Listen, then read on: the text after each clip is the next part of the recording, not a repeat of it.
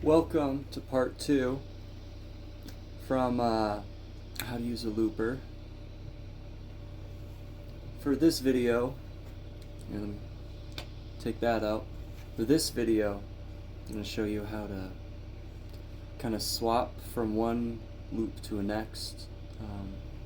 If I had a foot pedal, you could probably do it on the fly. You saw from the intro. I mean, thankfully, my trusty camera stand broke during that, so you could see me going down and switching it from loop 3 to loop 2, second loop, in order to get that other rhythm going, which if you're doing live shows can really help. So you're not just playing over the same rhythm each time. Although certain songs, you can get away with that if you switch it up and kind of go like on the on or off beats, whatever suits your fancy. But for this video, I'm going to show you how, as a continuation from the last one, we built it. Now let's take the two built loops, whatever loops you made. I'm using the Boss RC2. If you have another looper, I'm not using the beats, I'm making my own loops, so it'll work no matter which one you're using. So let me show you how to do that, so we can go from loop 3 to loop 2. It's how I set it. I have it descending, just based off of how it's set up. You can see this is what I have it set. We're switching from 3 to 2. I have another preset on 1. For sake of this video, we're just gonna go from 3 to 2. Okay? Alright, let's get to it. I'm just gonna go through one section, or the first part of each riff, and then just to speed things up so you get the general idea. Alright? And if you've enchanted your Looper Rune correctly, it'll sound a little something like this.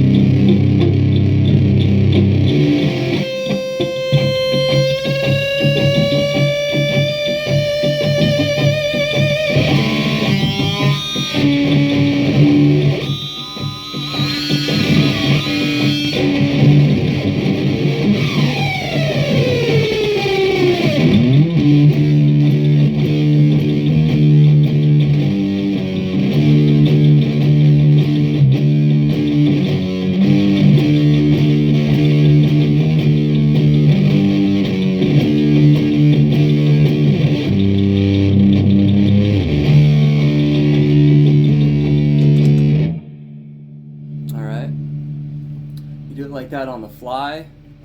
Although, for me, doing it straight from that to that specifically for this, since the rhythms are so different, I don't feel like it works that well.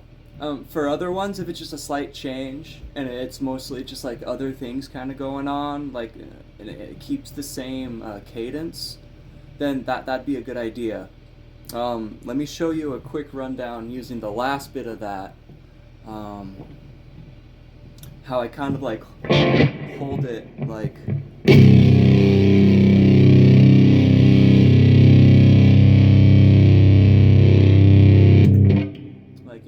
Kind of like do a drone and just a nice, something deep, guttural, something nice, so it doesn't just sound like your filler. Although it is kind of filler, but, necessary filler. So yeah, I'll turn it back, then let's get started.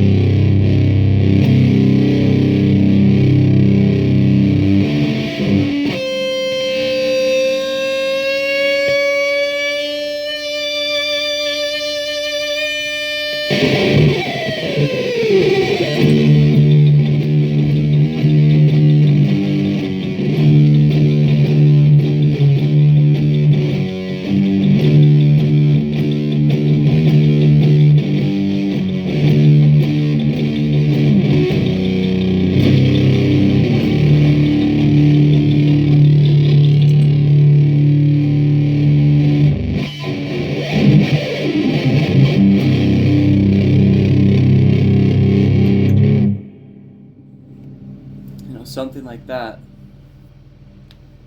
Something like that might work better.